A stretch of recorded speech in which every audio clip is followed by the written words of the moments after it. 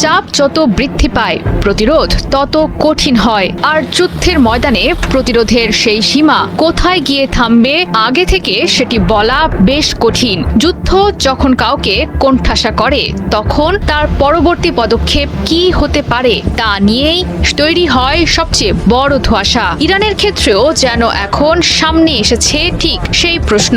মার্কিন ইরান সংঘাত যখন কড়া নাড়ছে 6 মাসের দোরগোড়ায়, তখন প্রশ্ন উঠেছে শেষ পর্যন্ত কোথায় গিয়ে থামবে ইরান। তবে কি শত্রুর বুকে কাঁপন ধরিয়ে দিতে পরমাণু হামলা চালানোর সক্ষমতা অর্জন করে ফেলেছে তেহরান?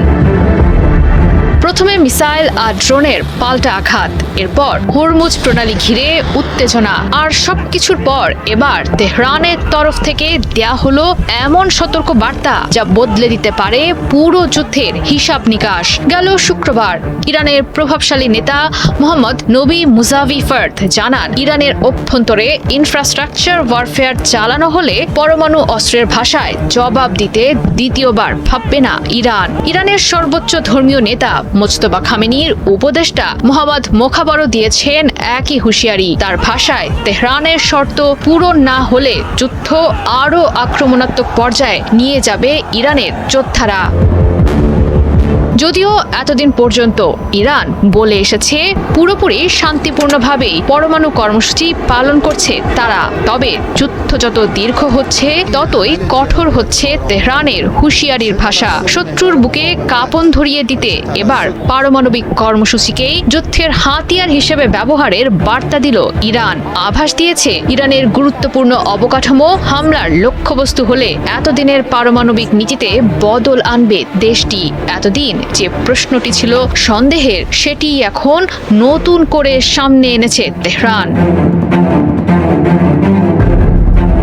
ইসপের গল্পে বাতাস যত শক্তি দেখিয়েছিল, পথিক তত শক্ত করে নিজের অবস্থান আঁকড়ে ধরেছিল। প্রায় 6 মাস ধরে চলমান মার্কিন ইরান যুদ্ধ যেন নতুন করে সামনে এনেছে সেই বাস্তবতাই। শত্রুর তরফ থেকে চাপ যত বৃদ্ধি পাচ্ছে, ইরানের প্রতিরোধের ভাষাও তত কঠোর হচ্ছে। আর এই ভাষায় এবার যোগ হলো পরমাণু অস্ত্র। প্রতিপক্ষের ওপর মিসাইল আর ড্রোনের ধারাবাহিক হামলার পর এবার পারমাণবিক অস্ত্রের আঘাত হানার আগাম সতর্কবার্তা দিয়েছে ইরান।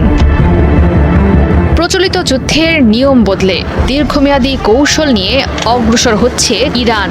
প্রতিপক্ষের যুদ্ধ কৌশল ভেস্তে দিতে ইতোমধ্যেই মাটির নিচে গড়ে তুলেছে গোপন প্রতিরোধ ব্যবস্থা আর গুরুত্বপূর্ণ সামরিক স্থাপনা, যাতে করে একটি স্থাপনা ক্ষতির মুখে পড়লেও বিকল্প অবকাঠামো থেকে হামলা চালিয়ে শত্রুর ওপর চাপ অব্যাহত রাখতে পারে তেহরান।